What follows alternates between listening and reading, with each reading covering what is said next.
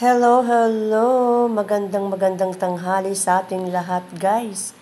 Ayan ang aking menu for today. Ngayong lunch ay, ayan o, pritong talong, pritong tinapa with kamatis. Ayan guys, so itong ulam ko ngayon, tanghali.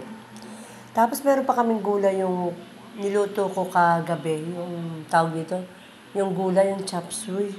Meron pa ako iinit ko at ulam ko pa rin yun hanggang ngayon. Sayang naman, di ba?